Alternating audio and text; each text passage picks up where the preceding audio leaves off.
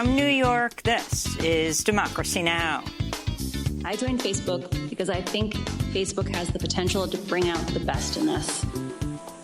But I'm here today because I believe Facebook's products harm children, stoke division, and weaken our democracy. Facebook whistleblower Frances Haugen testifies before the Senate, accusing the social media giant of prioritizing profit over the safety of its billions of users. We'll air highlights and get response. Then to California to look at this weekend's devastating oil spill and the renewed calls to ban offshore oil drilling. Finally, becoming abolitionists, police, protests, and the pursuit of freedom. We'll speak with human rights attorney, activist, and author Derica Purnell. For a generation of new Black activists, right, our calls to dismantle or to abolish the prison-industrial complex didn't come from ignorance or dismissal or because we just had enough. That was not our entry into this work. It's quite the contrary. We spent more than a decade organizing within the confines of the criminal legal system. All that and more coming up. Welcome to Democracy Now!, democracynow.org, The War and Peace Report. I'm Amy Goodman. Facebook whistleblower Frances Haugen gave explosive testimony before a Senate subcommittee Tuesday denouncing the social media giant for prioritizing astronomical profits over the safety of billions of users. Haugen's testimony gave a rare glimpse into the secretive tech company, which she accused of harming children, sowing division by boosting hateful content, and undermining democracy. Haugen urged lawmakers to enact strict oversight over Facebook before it's too late. This is Frances Haugen. Facebook wants you to believe that the problems we're talking about are unsolvable. They want you to believe in false choices. They want you to believe that you must choose between a Facebook full of divisive and extreme content or losing one of the most important values our country was founded upon, free speech. That you must choose between public oversight of Facebook's choices and your personal privacy. That to be able to share fun photos of your kids with old friends, you must also be inundated with anger-driven virality. They want you to believe that this is just part of the deal. I am here today to tell you that's not true. Frances Haugen's testimony comes after she leaked tens of thousands of pages of internal Facebook documents. We'll have more on this story after headlines. The Senate's expected to vote on a procedural step that would bring a suspension of the debt ceiling to a floor vote, even as Republicans insist they won't support the move. Minority Leader Mitch McConnell told President Biden earlier this week Democrats would have to pass the bill through reconciliation, even though Republicans could allow the measure to pass with a simple majority. Senate Majority Leader Chuck Schumer blasted Republicans what he called irresponsibility.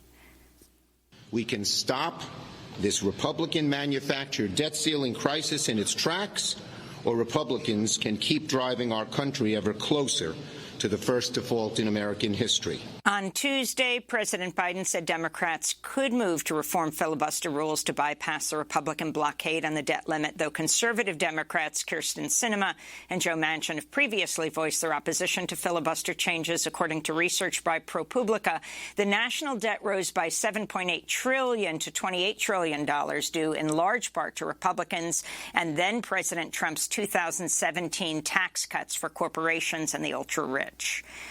Constituents of Arizona Senator Kyrsten Sinema are stepping up pressure on the corporate Democrat as she continues to threaten passage of the sweeping reconciliation package that would expand the nation's social safety net and combat the climate emergency. On Monday, Corina Ruiz, head of the Arizona Dream Act Coalition and a former volunteer on the Sinema campaign, approached the senator on her flight to D.C. to ask her to support immigration reform as part of the legislation. I just need to know if you can commit to passing a budget reconciliation that would include immigration and citizenship for people to be protected, like me and many others. Can you commit to that, Senator? Senator Sinema mostly ignored Ruiz, even as she went on to share about her father's recent death. After her flight landed, Sinema was confronted by other constituents at the airport about what she wanted to cut from the Democrats' Build Back Better Act. Do you want to cut climate priorities? Is it elder care that you want to cut, or is it child care? The state of Missouri executed Ernest Lee Johnson Tuesday after the U.S. Supreme Court rejected a petition to delay the killing, and despite pleas from lawmakers, activists, and even the Vatican to spare Johnson, who had an intellectual disability. It was Missouri's first execution in over a year and the 7th in the U.S. this year. In international news, Taiwan's defense minister says tensions with China are at their worst in 40 years, flagging the risk of an accidental strike after China sent a record number of military planes into Taiwanese airspace over the past 4 days. Taiwan said China would be able to mount a full-scale invasion of Taiwan by 2025. President Biden said Tuesday he spoke to Chinese President Xi Jinping, and both leaders agreed to adhere to an ongoing agreement between Beijing and Washington amidst the mounting tensions. The Taiwan Relations Act directs the U.S. to recognize Beijing rather than Taipei as its diplomatic partner. The U.S. provides weapons to Taiwan but does not take a position on its sovereignty. Amnesty International says the Taliban killed at least 13 members of the Hazara ethnic group on August 30th, shortly after the group took control of Afghanistan. Among the dead were 11 former government forces and a 17-year-old girl. In other news from Afghanistan, the Wall Street Journal reports Kabul risks facing major blackouts over the winter because the new Taliban government has not paid its electricity suppliers. Afghanistan does not have a national power grid. Kabul relies on imported electricity from Central Asian countries. The UN Security Council is meeting today to discuss the crisis in Ethiopia and the recent expulsion of 7 senior UN officials from Ethiopia amidst the mounting humanitarian crisis in the war-torn Tigray region. UN Secretary-General Antonio Guterres said last week he rejected this expulsion. This is Jens Larke of the UN Office for the Coordination of Humanitarian Affairs. It is critically important that the humanitarian operation continues, and it does. We have a very high number of people in very urgent need in Tigray. In fact, 5.2 million people up there are in urgent need of assistance. According to a CNN report, Ethiopia also used its flagship commercial airline to transport weapons during the war in Tigray. Romania's parliament has ousted Prime Minister Florin Câțu in a vote of no confidence after less than 1 year in power. Câțu will remain as the caretaker prime minister, and it's likely the previous ruling coalition will eventually replace his government. Romania has had a rapid succession of short-lived leaders over the past decade. In France, union leaders led a nationwide strike Tuesday to protest low wages and planned reforms to pensions and unemployment benefits. Workers are hoping to put pressure on the government of Emmanuel Macron ahead of next year's presidential election. This is a pensioner demonstrating Tuesday in Paris. Everyone's purchasing power is going down, that of pensioners, of workers, of those who are unemployed, of the disabled. It's disgusting. Billions of euros are there. We just saw that tax evasion accounts for billions and billions of euros around the world. That could be enough to pay salaries in the hospitals, in the schools, a decent public service. I'm here because of all that. I'm here for the future of humanity too, because we can talk about the climate in a general way. But if we don't change the system, it's as useless as a fart underwater. Back in the United States, some 1,400 workers across all of Kellogg's cereal plants went on strike Tuesday as union negotiations have stalled for more than a year. The strike includes plants in Omaha, Nebraska, Battle Creek, Michigan, Lancaster, Pennsylvania, and Memphis, Tennessee. A union representative says Kellogg's is threatening to outsource jobs to Mexico if workers don't accept the company's proposals, which include loss of premium health care, holiday and vacation pay, and reduced retirement benefits. Workers are also demanding better wages.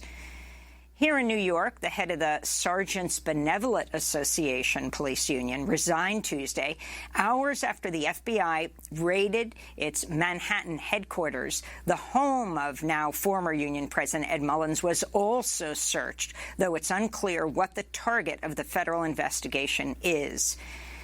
The family of Henrietta Lacks, the African-American patient whose cells were taken by Johns Hopkins University Hospital without her consent in 1951, is suing the pharmaceutical company Thermo Fisher Scientific and demanding reparations and the intellectual property of those cells.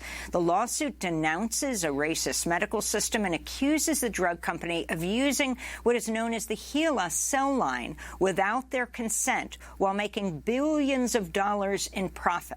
7 decades ago, it was discovered that Lacks cells could live forever, helping scientists produce remedies for several diseases, including the first polio vaccine. And the U.S. Postal Service has launched a pilot program to offer some banking services in 4 cities. Customers in Washington, D.C., Falls Church, Virginia, Baltimore, Maryland, and the Bronx in New York can now cash paychecks and other types of checks up to $500 for a fee that's much lower than private cashing companies. The service, if expanded, could provide a government-run, more accessible option to the 14 million U.S. residents who are underbanked or unbanked. And those are some of the headlines. This is Democracy Now!, democracynow.org, The War and Peace Report. I'm Amy Goodman in New York, joined by Democracy Now! Co-host Juan Gonzalez in New Brunswick, New Jersey. Hi, Juan. Hi, Amy, and welcome to all of our listeners and viewers across the country and around the world. We begin today's show with the devastating testimony of Facebook whistleblower Frances Haugen. She testified for over 3 hours Tuesday during a Senate hearing about how bombshell disclosures about the social media giant. Frances Haugen. I used to work at Facebook. I joined Facebook because I think Facebook has the potential to bring out the best in us. But I'm here today because I believe Facebook's products harm children, stoke division, and weaken our democracy. The company's leadership knows how to make Facebook and Instagram safer, but won't make the necessary changes because they have put their astronomical profits before people. Congressional action is needed. They won't solve this crisis without your help. Yesterday, we saw Facebook get taken off the internet. I don't know why it went down, but I know that for more than 5 hours, Facebook wasn't used to deepen divides, destabilize democracies, and make young girls and women feel bad about their bodies. It also means that millions of small businesses weren't able to reach potential customers, and countless photos of new babies weren't joyously celebrated by family and friends around the world. I believe in the potential of Facebook. We can have social media we enjoy that connects us without tearing apart our democracy, putting our children in danger, and sowing ethnic violence around the world. We can do better. During my time at Facebook, first working as the lead product manager for civic misinformation and later on counter-espionage, I saw Facebook repeatedly encounter conflicts between its own profits and our safety. Facebook consistently resolved these conflicts in favor of its own profits. The result has been more division, more harm, more lies, more threats, and more combat. In some cases, this dangerous online talk has led to actual violence that harms and even kills people. This is not simply a matter of certain social media users being angry or unstable, or about one side being radicalized against the other.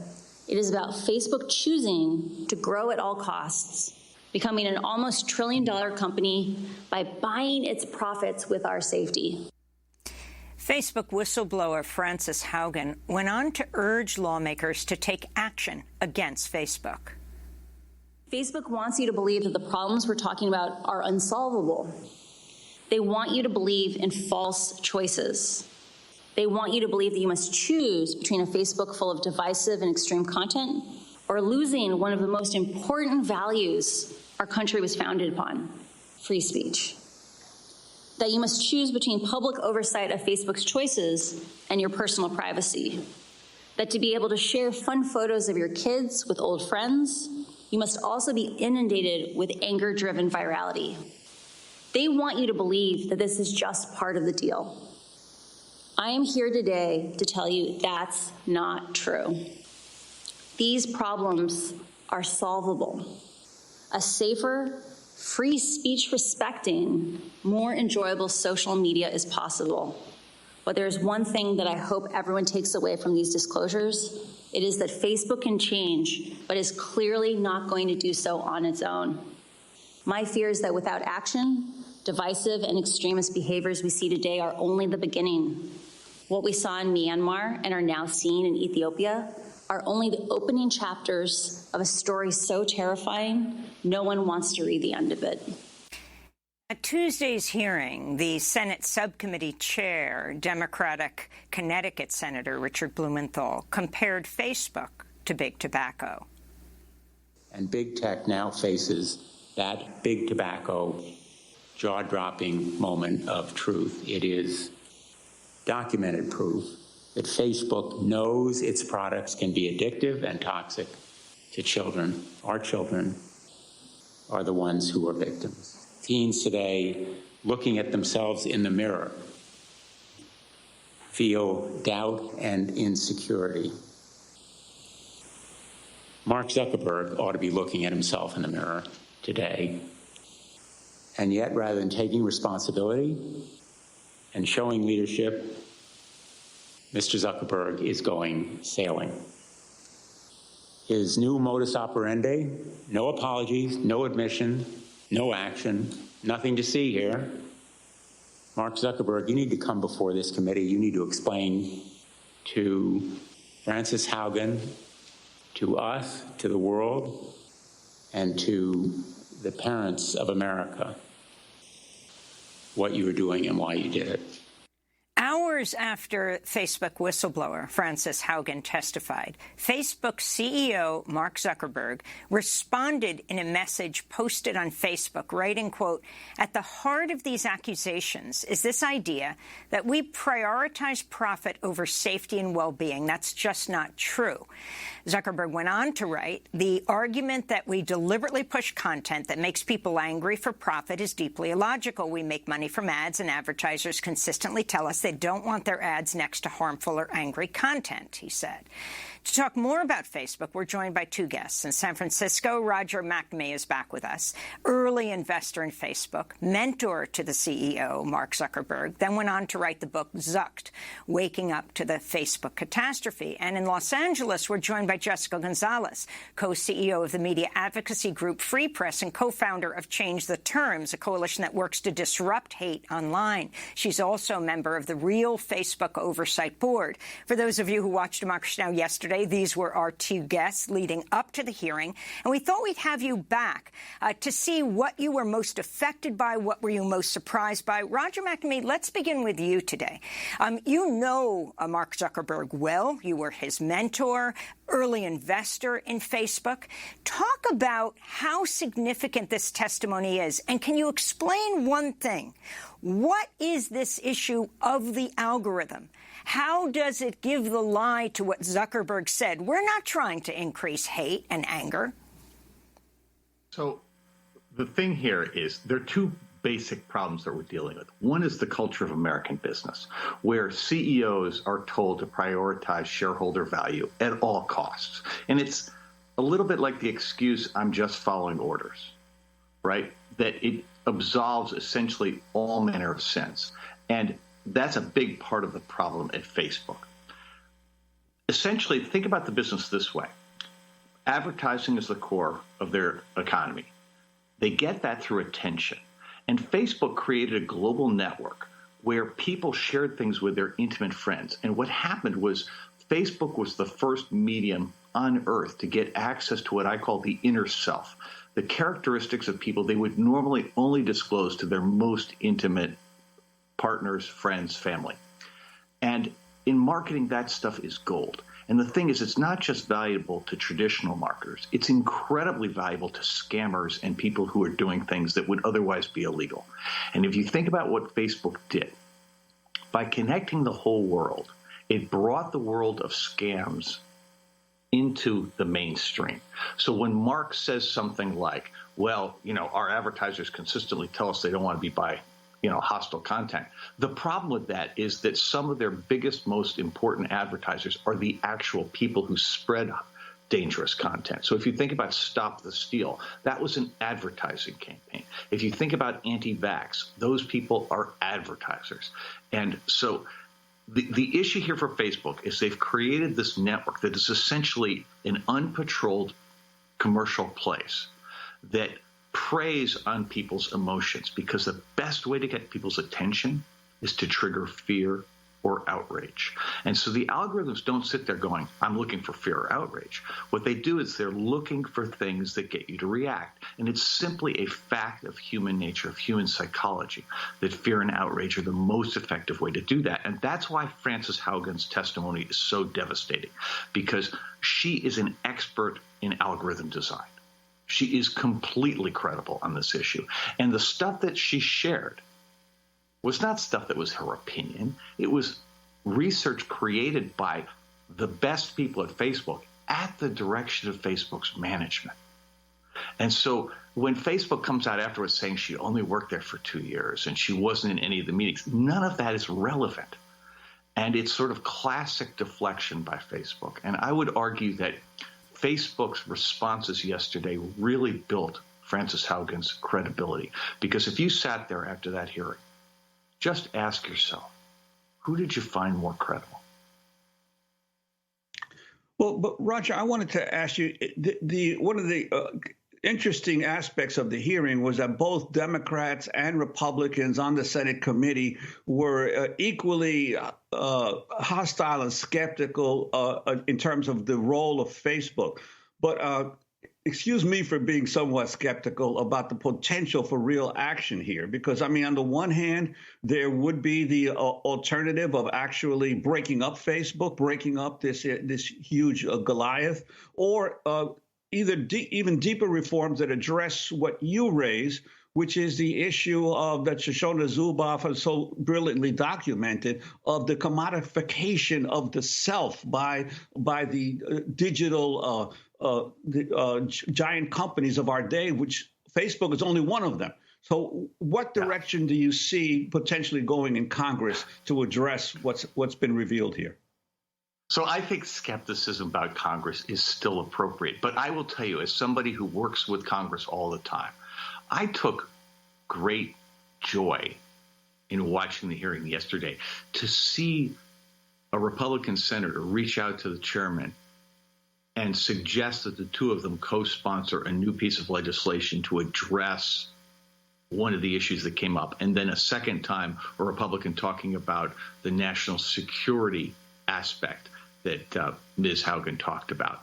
And the idea of people on live television coming together, that is not something we've seen from Congress in a long time. And I agree with you. There are a lot of reasons to be skeptical. But my perspective on this is, if I could get into that room with them, I'd say, listen, Facebook is the poster child for what's wrong today. But the real problem is that in the United States, we have abdicated too much power to corporations. We've essentially said we're not going to regulate them. We're not going to supervise what they're doing. And in the process, we've allowed power to accumulate in a highly concentrated way, which is bad for democracy. But worse than that, we've allowed business models, and as you just described, surveillance capitalism, this notion of using surveillance to gather every piece of data possible about a person, the construction of models that allow you to predict their behavior, and then recommendation engines that allow you to manipulate their behavior. That business model, which began with Google, spread to Facebook, Amazon, and Microsoft, is now being adopted throughout the economy. You cannot do a transaction anywhere in the economy without people collecting data, which they then buy and sell in a third-party marketplace. And that is, in my opinion, and I think if you ask Shoshana Zuboff, she would agree with this, that is as immoral as child labor. And if I could sit these members of the Senate down, I'd say, listen, guys, you're mad at Facebook today, but the way to solve the problem for kids, the way to solve the problem for democracy, the way to solve all of these problems, and Jessica, I'm sure, is going to talk about the civil rights aspects of this because they are humongous. But the way to do that is to end surveillance capitalism, because if we can't protect the rights of individuals, if you will, our human autonomy, what do we have? But, well, I wanted to bring Jessica in to get her reaction to the hearing, but also just a few figures that I've dug up in terms of Facebook users. In the United States, about 200 million of Facebook users. In Latin America, 280 million. More people in Latin America are using Facebook than in the United States itself. Haugen mentioned in her testimony what would happen in Myanmar and Ethiopia, the ethnic cleansing situations there that were powered in some degree by Facebook. Ethiopia only has 6 million Facebook followers, 6% of their population. Myanmar, 40% of their population. So what did you find from the hearings, what Haugen mentioned about this whole issue of how Facebook deals with integrity across languages and nations? Yeah, as someone who's worked quite a bit on this issue through the Ya Basta Facebook campaign, where we're calling out the disparities in how Facebook is enforcing its rules in English and Spanish, I was very interested in the revelation that 87% of Facebook's investment in what they call integrity, the integrity of their systems, is devoted to English, despite that only 9% of Facebook users are using and speaking English on the platform. Another thing that Haugen revealed is that Facebook seems to invest a lot more in users who make more money, even though the risks to users are not necessarily distributed based on income. And of course they're not, right? We know that in society and in our digital world in particular, that women, people of color, religious minorities, ethnic minorities are often disproportionately targeted with bigotry. And so it was very interesting to hear her reflect and share the internal information that reveals that Facebook has not adequately invested to keep people safe across languages. So it should come as no surprise then that they played a contributing role in the genocide in Myanmar, that they are responsible for the rise in authoritarianism in the Philippines and Brazil and India and Ethiopia, because they have not implemented the type of mechanisms, they have not invested in the human personnel that is required to conduct content moderation. And so when I take that coupled with Facebook's incredibly disappointing and disrespectful response, and I layer on top of that how time after time Facebook has refused to offer any transparency whatsoever pertaining to the most basic questions about how they moderate content across languages in non-English languages, I'm horrified, I'm disgusted, and there's a very racist element to the lack of investment across language, and I think that needs to be addressed right away. You know, going back to Roger's point about the need to tamp down on surveillance capitalism, I think that's exactly right. And another thing that I thought was really important that Haugen said is that we actually need to think through new regulatory frameworks. And I think the time is now for Congress to pass a data privacy and civil rights law that limits the collection of our personal data, that limits algorithmic discrimination, that provides greater transparency about what the companies are doing and what they know about the harms they're causing across the globe, and that really provides accountability to not just the American public, but people across the world. So I think Congress needs to act.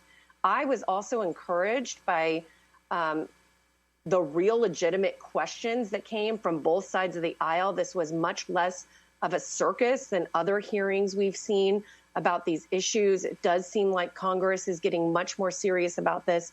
I hope they act. I think your skepticism is totally valid.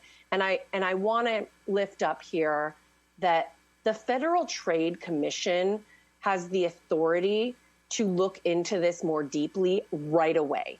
And that should be imperative. That should happen right away. And the Federal Trade Commission needs the budget and the investment to go ahead and start investigating this. Jessica Gonzalez, right now. I wanted to go to Senator Amy Klobuchar questioning Frances Haugen about how Facebook's algorithms may exacerbate the vulnerabilities of young girls with anorexia. I'm concerned that this algorithms that they have pushes outrageous content, promoting anorexia and the like. I know it's personal to you. Do you think that their algorithms push some of this content to young girls? Facebook knows that the engagement-based ranking, the way that they pick the content in Instagram for young users, for all users, amplifies preferences. And they have done something called a proactive incident response, where they take things that they've heard, for example, like, can you be led by the algorithms to anorexia content? And they have literally recreated that experiment themselves and confirmed, yes, this happens to people. So Facebook knows that they are leading young users to anorexia content. Senator Klobuchar also questioned Frances Haugen about the role of Facebook in the January 6th attack on the Capitol. We've seen the same kind of content in the political world. You brought up other countries and what's been happening there. On 60 Minutes, you said that Facebook implemented safeguards to reduce misinformation ahead of the 2020 election, but turned off those safeguards right after the election. And you know that the insurrection occurred January 6th. Do you think that Facebook turned off the safeguards because they were costing the company money, because it was reducing profits? Facebook has been emphasizing a false choice. They've said the safeguards that were in place before the election implicated free speech. The choices that were happening on the platform were really about how reactive and twitchy was the platform, right? Like how viral was the platform. And Facebook changed those safety defaults in the run-up to the election because they knew they were dangerous. And because they wanted that growth back, they wanted the acceleration of the platform back after the election, they returned to their original defaults. And the fact that they had to break the glass on January 6th and turn them back on, I think that's deeply problematic. So they've kept their algorithms secret about how this works, but fully will know since they tamped down before the election, Jessica Gonzalez, on the reshares. You're a specialist in hate online. What has to be done in this case? I mean, listen, they not only need to turn these safety protocols back on, they need to update their policies, but they really need to invest in the human personnel necessary to moderate hate. Another thing that Haugen said yesterday is that even with the best AI systems, those systems are going to only catch 10 to 20% of hate speech. We need more humans across languages to protect people, to protect the integrity, and to tamp down on lies, bigotry, authoritarianism, and violence that's budding on Facebook. The other thing we've been asking them to do for years now is to ban white supremacists and conspiracy theorists. And Haugen underscored yesterday that the same people who are spreading hate are prone to spreading lies. Facebook knows who these people are. They've decided to leave them up. There's a pattern of abuse here that Facebook has overlooked. And what Haugen has shown us is that Facebook's had actual knowledge and has extensively covered up in a serial way, the global harms that it's causing, and it needs to correct course immediately. And Jessica, I just wanted to ask you one. We only have a few more seconds, but if you could comment on the allegations by Facebook that it catches 90% of the hate speech. Yeah, they've said this over and over again, yet Haugen and the documents that Facebook's own research informed indicate they're only catching 3 to 5%. So I actually looked. Mark Zuckerberg has told this number to me personally. He's said this time and time again before Congress. And I saw the SEC documents that Haugen filed yesterday.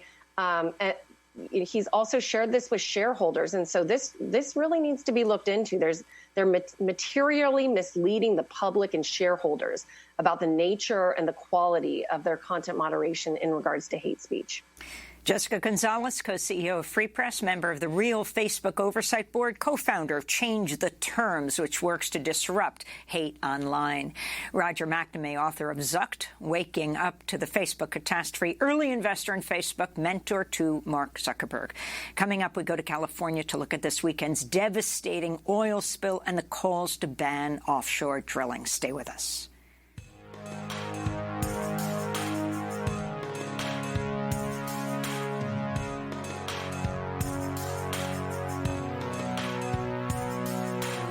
Cry at the start of every movie, I guess, 'cause I wish I was making things too, but I'm working for the night.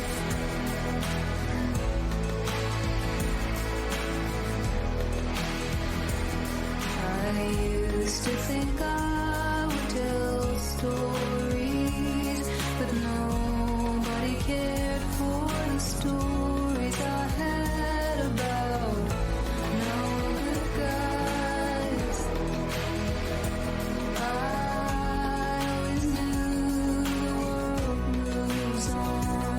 I just Working for the Knife by Mitski. And this is Democracy Now!, democracynow.org, The War and Peace Report. I'm Amy Goodman with Juan Gonzalez. As we turn to California to look at this weekend's devastating oil spill off the coast of Huntington Beach, about 30 miles south of Los Angeles. Authorities say as many as 144,000 gallons of oil have leaked from a pipeline connected to an offshore oil platform. The pipeline is owned by the Texas-based Amplify Energy, which didn't report the leak until 12 hours after the Coast Guard was first notified. Investigators are looking into whether a ship anchor punctured the pipeline. California Governor Gavin Newsom has declared a state of emergency as cleanup crews race to minimize the environmental damage. Beaches in the area are expected to be closed for months. We're joined right now by Miyoko Sakashita. She is the Oceans Program Director at the Center for Biological Diversity, joining us from Oakland, California. Welcome to Democracy Now! It's great to have you with us. Miyoko, you have been out there. If you look from Huntington Beach out to the sea, you see a number of oil wells. That one is even further out that has caused this absolute catastrophe. Explain what you understand happened and what you feel needs to happen now. Yes, this oil spill is just heartbreaking. And, you know, if I were to paint a broad picture, I think there are three key takeaways that all point to ending offshore drilling off of California and everywhere. First, offshore drilling is just dirty and dangerous. There's no safe way to do it. Here, you look out at the ocean and you see just miles of coastline that are oiled. The stench of petroleum is pervasive. And as you said, there are 144,000 gallons of oil that have poured out into the water. And this is more oil than the worst case scenario discharge from that pipeline in the oil spill response plan. Secondly, there's the second lesson is there's no way, it's impossible to clean up an oil spill. It's just devastating. There are dead fish and birds washing ashore. And oil it's really harmful for birds. They can't fly. It destroys their insulation. They die of hypothermia. It's poisoned fish and shellfish, and they've closed the fishing off the coast. And, out at sea, whales and dolphins are swimming through it, and they're breathing in the toxic vapors from the oil. So the third key takeaway is really that California's offshore platforms are a ticking time bomb. So whether it was this accident or another one, they were just waiting to happen. These oil platforms are more than 40 years old, and they're old and decrepit, and it's time to shut them down. They've outlived their intended lifespan. If you look at the 1978 environmental documents for these platforms, they were supposed to be decommissioned after 35 years, yet they're still, lingering on and need to be closed down. So, broad picture, I think this all points to sounding the alarm for President Biden and Governor Newsom that they need to stop issuing new drilling permits, and they should require all of the platforms off of California to decommission. And Miyoko, how big is this problem? And when you talk about the platforms, I'm thinking not just of California, but obviously the Gulf of Mexico, where there are so many abandoned former drilling spots that no one is thinking 100 years down the pike, 200 years down the pike, what is going to happen to these capped wells or these lines? So how extensive is the problem along California's coast? The problem along California's coast is extensive. All of the platforms were built, in the late 60s, 70s, 80s. They're old and decrepit. I actually, a few years ago, went on a fact-finding mission on a boat out to inspect the various platforms off of California. And so we took Zodiacs out and went around, Platform Ellie, the one that the pipeline is leaking from. And there's a cluster of platforms there that we went around. And as you look at them, you can see visually that they're rusted and that they're aging. They've been battered by the sea and the waves and the weather. And so, we went out there to with thermal imaging cameras to spot methane leaks. And we did notice a lot of the platforms were flaring. And that's only supposed to happen if there's an accident or some sort of upset at the rig. And, all these platforms look like they should have been shut down long ago. And I think you point to that there is a much broader issue here, which is we have offshore drilling platforms in the Gulf of Mexico, in Cook Inlet, Alaska, that are all facing this. And government reports recently have stated that, a lot of the old pipelines out there have been sort of inadequately regulated and not decommissioned properly. So there are a lot of risks out in our ocean, and they really point to the fact that we need to stop issuing new drilling permits and decommission a lot of the stuff that's out there to phase it out. And are there any estimates of what the cleanup costs would be to remove the dangers from these platforms? I'm not familiar with what the cleanup costs are. They will be expensive, but the truth is that the damage to our environment that they pose is so great that at any cost, we really need to be looking towards our future and not risking another major catastrophe. We had the BP oil spill in 2010, and I don't think we learned the lesson that should have been learned then. Hopefully, this Huntington Beach oil spill is another wake-up call that we really need to phase these things out. It's not only the oil that we can see that's a spill risk and is devastating the coast, but also every day all of these drilling platforms are contributing to the climate crisis. And, they're taking us in the opposite direction. Both California and President Biden have climate goals that these are the opposite of. So what they really need to do is figure out a plan for just transition to phase out existing drilling and, decommission all these ticking time bombs. Miyoko Sakashito, we want to thank you for being with us, Oceans Program Director at the Center for Biological Diversity. Next up, Becoming Abolitionists, Police, Protests, and the Pursuit of Freedom. We'll speak to author Dereka Purnell. Stay with us.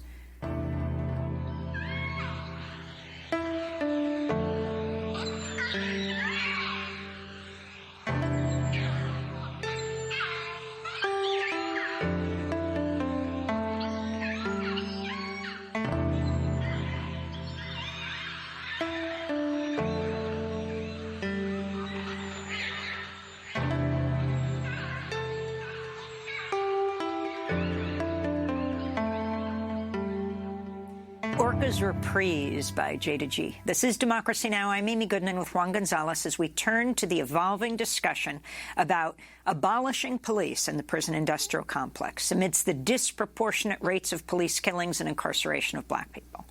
A new study published Thursday in the medical journal The Lancet estimates the federal database, known as the National Vital Statistics System, failed to count more than half the deaths from police violence over nearly 40 years.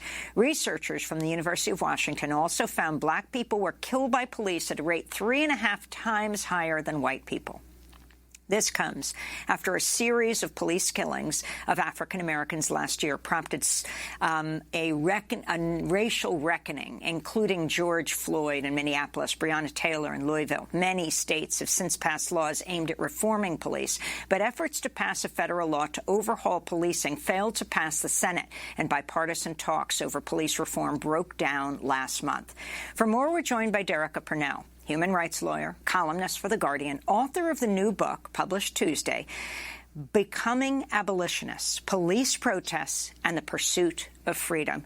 Derica, welcome back to Democracy Now! You are Thank you. It's great to have you with us. Congratulations on this book. You're a Black woman, a Black mother of two Black sons. You were an advocate for police reform, but you are now what you would call a police or prison abolitionist. Explain your journey. Of course. So, like lots of people who grew up in the United States, I had just unexamined commitments to using and relying on police in my neighborhoods, in my community, because they were the institution that was the most well-resourced, right? So I had a ton of ranges of experience with police. And even throughout those horrible encounters, they were often the only option to respond to harm and to respond to violence. And so the book details that sort of early experiences and then what happened once I became part of social movements who pushed me to think more critically and more beautifully, more creatively about building a world without violence, right? With how to reduce our reliance on police and to reduce the reasons why people need them. The book also kind of describes a political journey of a generation, which I believe I'm a part of, who went from fighting for George Zimmerman's arrest and imprisonment in the wake of killing and murdering, Trayvon Martin back in 2012, to become a generation who is leading, I would say, the call to abolish the entire carceral state. And so it documents that political journey of a generation, as well as my personal political journey of becoming an abolitionist. And Derek, you talk in your book about how your experiences in South Africa contributed to your becoming an abolitionist. Could you explain how and why? Yes, of course. So in 2016, the student movement that was called, or still is called, Fees Must Fall and Roads Must Fall, they were pushing and fighting for a 0% increase in their tuition. And just to see the amount of repression that they received from the South African government, from the South African university presidents, sending in Black armed private police to attack them, brutalizing them because they were demanding free education, an end to colonization of the university and the entire country, really. To see them fight for the end of contractual labor so that their parents and janitorial workers and dining service workers could get benefits from the university. To watch them be met with so much repression from Black police, it was honestly it clicked like, oh yeah, diversity is not a salvific force. It's not enough to hire more Black cops, more women cops, more queer cops. That's ultimately not the problem with policing. Police are sent in to ultimately manage inequality and to stop people who are fighting for progressive change. And how do you respond to those political leaders, white as well as African-American, who say that the abolitionist movement is not realistic, that the majority of people in the Black and brown communities still want policing to protect them? Well, I would say that I have lots of things to say to those people, especially the Black ones who are dismissive of abolition as an outside agitator call to action, which is completely not true. The tradition of people fighting for police and prison abolition, it's rooted in Black feminists like Miriam Kaba, Angela Davis, Ruth Wilson Gilmore, Rachel Herzing. So I would just try to clarify what we mean when we say abolition. The second thing that I would say is that, they're very excited to point to those statistics about Black people who would like to continue to use police in their neighborhoods. When we look at Black people who are also demanding, more resources for education, more jobs in their community, universal health care, those political leaders are usually not interested in using statistical support for Black communities for those progressive causes. And so what happens is that there's a devaluing and a divestment in all the other resources that Black and brown people, working class people demand in their neighborhoods. And then they hold up one specific statistic that they're willing to pay for in order to call it public safety. When actually, I imagine if we ask Black people and brown people all over the country, well, would you rather have more police or universal daycare? Would you rather have more police or education that's properly funded and culturally important? When you start asking more nuanced questions, the answers shift in our communities. And I think that we should ask more nuanced questions. Derica, you are a rape survivor. And people often bring up this type of violence when discussing the need for police and public safety. If you could talk about your argument that police are not the way to repair this harm and get justice in the aftermath of a sexual assault and sexual violence. Yes, of course. So not only are they not the solution, police contribute to sexual violence. After police brutality, sexual misconduct is the second most reported complaint against cops. And then the people that they arrest, regardless of what the reason of arrest, they put them in jails and in prisons, and they make them vulnerable to sexual violence by people who work in jails and prisons. And so police perpetuate sexual violence. They're a site of sexual violence. And then in the few cases where they actually do go and may arrest someone, you have usually women who are fighting to get their rape kits tested, and thousands, 20, 30 thousands of rape kits are just sitting untested all across the United States. Now, what's so unfortunate is that police, in addition to them not being the solution, is so frustrated because the people who are most vulnerable to sexual violence are vulnerable to people who they live and share their homes with. They're vulnerable to sexual violence for their neighbors, the people who they employ by, people who work in faith institutions. And so police are they're a manifestation of that culture that's sexually violent. And if we want to reduce our reliance on policing, we also have to reduce the amount of rape culture that's so prevalent in the United States. And could you comment on what's been happening in Congress and in terms of legislation around police abuse and police reform? Clearly, there was a lot of expectation last year and into the beginning of this year that there will be substantive change, but so much of it has fizzled out in terms of the refusal of Congress to be able to reach some kind of a real new legislation? What do you think needs to be done by those who are advocating abolition or systemic reform? Well, the first thing that I would want to say is just my deepest sympathies to the family of George Floyd, who was given so many promises by Joe Biden, by other congressional leaders, that they would achieve police reform in the name of the person that they love. And it's honestly heartbreaking to watch politicians use families of victims of police violence to champion legislation that wouldn't have even saved the lives of the person that they lost. So I'm always just so sad that families are using this way to push an ineffective political agenda, right? So the George Floyd Act was touted by President Biden and other congressional leaders as an attempt to, eradicate bias in policing. But the issue is that George Floyd was initially stopped by Derek Chauvin over an alleged use of a counterfeit $20 bill. Congress had the opportunity to give people more resources during an unprecedented pandemic where unemployment rates were through the roof. We were facing a massive eviction crisis. Food insecurity was at its peak, right? So instead of giving people resources, giving us more stipends, making sure that we were protected if we lost our jobs, lost our homes, lost our health care, instead they chose to invest in police. And when someone called the cops on George Floyd, he was met with a level of brutality that police regularly and routinely employ in poor Black communities. And the idea that you could just pass one act to train police to better encounter people who may be breaking the law to survive is just woefully insufficient.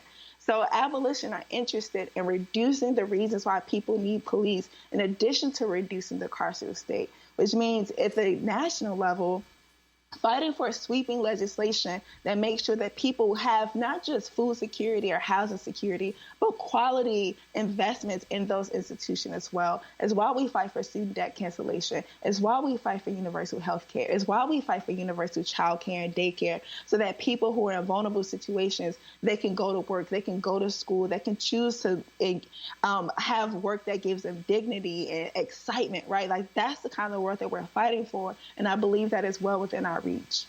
I want to go to Chapter 8 of your book. It's about the climate. It's titled, We Only Want the Earth. On the 16th anniversary of Hurricane Katrina in August, Hurricane Ida left thousands without power, many stranded in Louisiana and its aftermath. I want to turn to a clip of the New Orleans Police Chief Sean Ferguson at a news conference for emergency preparations. We are prepared to assist whatever recovery efforts we will have to assist with after this, but also anti-looting. We will not allow any looting throughout this process, and we will be out there to enforce that. So as I'm asking and begging and pleading with you, please hunker down now, as we will have to hunker down at some point in time ourselves. So that's the New Orleans police chief. If you can respond to what he said, talk about the issue of the climate and how it relates to abolition, and also what we've seen along the border, you know, the whipping of Haitians in Del Rio, Texas.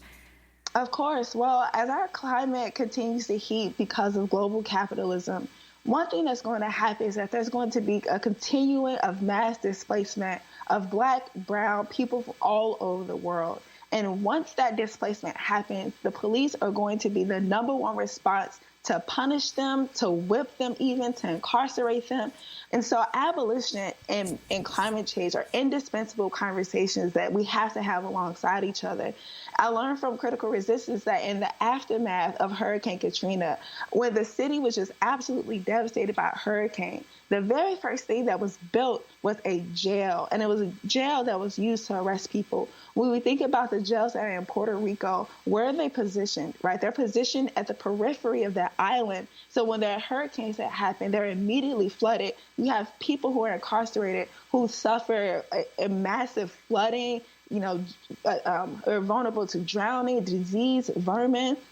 If you look at any of the historical shifts and patterns of people who are migrating and immigrating to the U.S., who are fleeing climate catastrophe, they're met with Border Patrol and ICE.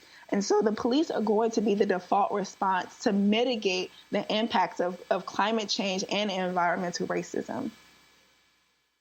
I want to ask you about the aftermath of the Michael Brown killing back in 2014, arguably a key flashpoint in the development of the Black Lives Matter movement.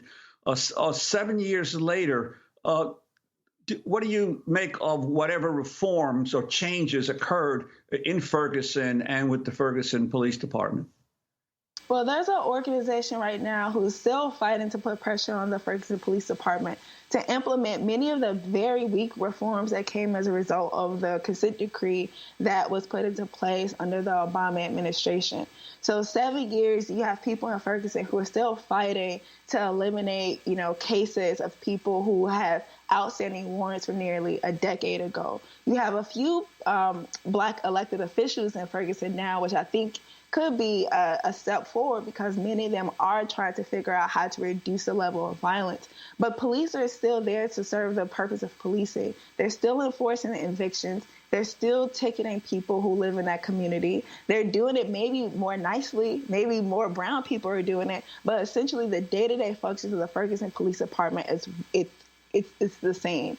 And so it's not that we just have to fight the unconstitutional policing that's taking place in the country. As we see in Ferguson, much of that policing is completely constitutional. And I just am grateful that long after the cameras have left, that there are people in that neighborhood, people in those neighborhoods who are fighting to continue to limit the power that the Ferguson Police Department has. We're all speaking here in New York. It's clear the next mayor will be Eric Adams, a former police officer, who really has rejected the idea of prison police abolition.